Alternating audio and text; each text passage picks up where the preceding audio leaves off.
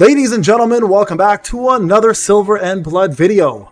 Guys, this morning, 9 a.m., we went live. We did a lot of content. We covered SLA, then we went straight to Silver and Blood, and we found what is to be the new meta team, in my opinion. It got me through so much difficult content that was 100k power or more, easily beating the #1 PvP player on my server, and getting through hard mode, story mode, you name it, we did it. We got, I think, 10 floors of tower completed as well too under the Lost Courtyard, and then specifically I'm talking about the Infinite Abyss and more. Now I'm going to break this team down to explain to you why this team does so well and show you guys some gameplay. And the beauty of this team is it's very accessible, #1, and #2, it's also very free-to-play friendly, and #3, you actually can replace the DPS on this team with another DPS of your choice. Now I'm going to give you guys a couple of various options that you can choose and the reason why. So first off, let's start off with the main components of this team. It's going to be Bella as your main tank.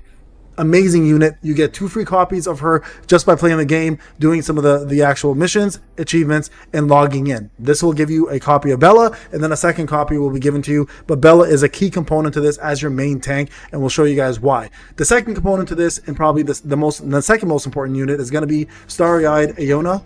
And Starry-Eyed Iona here is going to be the reason why most of your team survives, okay? You absolutely want to get her up. She is going to be a must-have on all different content, whether it's PvP or PvE. I've done this on my free-to-play account. I did this on my pay-to-win account. Both ways, it works extremely well. The third component here, now this one is optional. Your choice on doing this, but I highly recommend going with this unit, and that's going to be Acapella. If you have Acapella, she is amazing for off healing and buffing, so you want to get her in there as soon as possible. I'll show you guys the rotation as well and how this works. Okay, so now we have ourselves a crescent moon, we have ourselves 2 of the new moons, and now we need a full moon. Now 2 units come to mind here. Of course, you already have 1, 2, 3 covered, and these are going to be your tanks and 2 supports. Now you want your off tank or your DPS, 2 DPSs, your choice. So the 2 units I use right now is Lamia. You can use Van Helsing instead if you don't want to use Lamia. Van Helsing works really well in this category as well. And then I have an off tank in Shade right there in Spectral Gilrin. I call him Shade for some reason instead of Spectral, but Spectral Gilrin here is going to be my next off tank. Now, if you don't have him, another really good option you can go with is any other DPS that can pretty much off tank for you. If you have a Transcendent Hattie or just regular Hattie, she works really well. If you want to do another DPS and have like the regular Gilrin in there, or if you want to have, I don't know, who else? Frederick is another off tank if you need that. Don't recommend that personally. If you want to have more melee, you can. The point is, Cecilia, if you want more AoE damage, you can have whoever you want in that last spot. Van Helsing as your main DPS or Lamia as your main DPS, and just some sort of off DPS. Okay, now the reason why this team works so well, whether you're doing auto mode or regular manual mode, is the way that they survive. A couple different things. When you start fighting content that is way too tough for you, so for example, I did hard mode here, and I got up to hard mode 341, which right now is a little under the 100k mark. This right now wrecks me. It's just way too high up. Same with the next floor on Abyss. I was at floor 85 and not being able to finish it, right? Today I got, with this exact team, I got into Abyss 95 instead, right? This team just absolutely carries you like crazy, and again, the power level is just too damn high, and there's just too much going on right now for me to handle it. But I'm going to show you the way this team works, and this team will absolutely carry you guys 110%. Now, there are a couple pieces you can replace if you want to, as I showed you. Like Thibault, for example, can be replaced for Acapella if you prefer that instead. But having Starry-Eyed Iona and having yourself Bella, and then your DPS is going to be the critical part here. Okay, so let me show you guys the function of this team, the setup, and how you want to run this team, and the format specifically on your ultimates. Okay, now when you run this team, the main thing to remember is Starry-Eyed Iona gives a shield to the person in front of her, so give that to Bella right away. And the beauty here is Bella's little puppets will also get shields.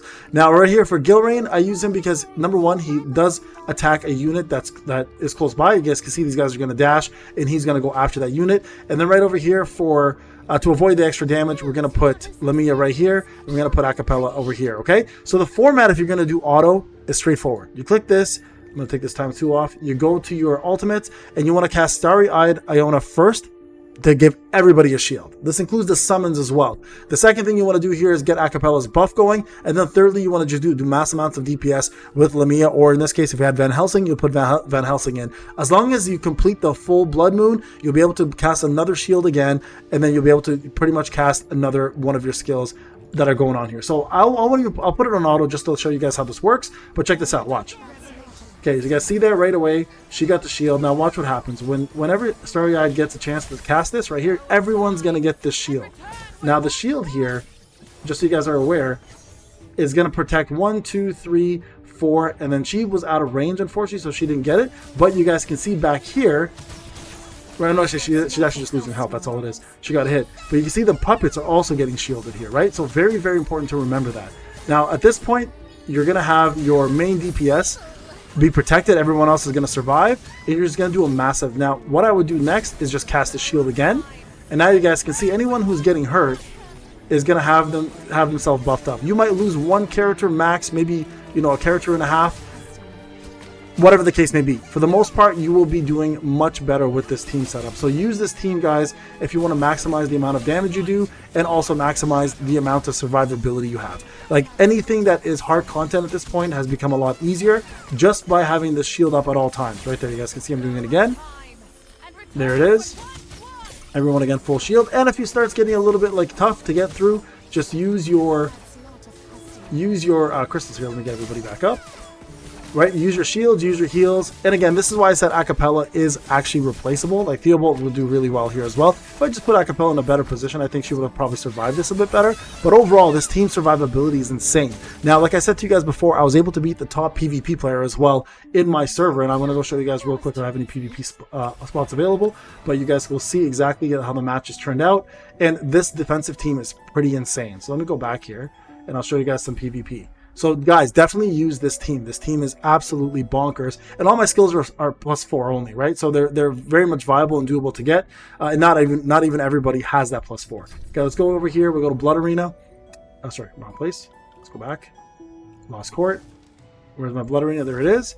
Right, I'm rank 6 right now, but if you take a look at all my fights, right, here is the #1 player right there. You guys can see I got a win over him, and that win was that same team that I just used that I was explaining to you guys, right? So I don't think I can refresh right now because I'm all out, but I do have my video where my PvP happened. So let me just log into that real quick and I'll show you guys. All right, folks, so here's the PvP match. This is against the top PvP player who has a little bit more power than I do, and he's got his team set up and I got my team set up. So you guys can see the exact same setup here as before. The only difference is I actually have Bella, Van Helsing. I took away Gilrain, Spectral Gilrain, and added Van Helsing instead, and this is the team setup. So his team is Transcendent Amy, he's got Starry-Eyed as well, he's got Lamaya as well, Acapella, and then he's got himself the Transcendent version of Agris, right? Indiciary Agris, I think that's his name. So he's relying on this unit here to pretty much take out my entire squad. Doesn't really work that well. Bella is, in my opinion, a better tank overall. In every situation than Transcendent Amy. Personally, I think they're very good though. Both of them are S-class, I would say, at this point. But she does just a better job with Starry-Eyed because of that. Now watch this setup, right? You'll see right over here. Right away, I'm going in for, she's shielding herself, which is a mistake right there. Right away, we're going in for our own shield, right? First thing we do is toss the shield up. This instantly gives everybody the ability to survive his attacks. The main thing is Agris's attacks. He does insane amount of AoE.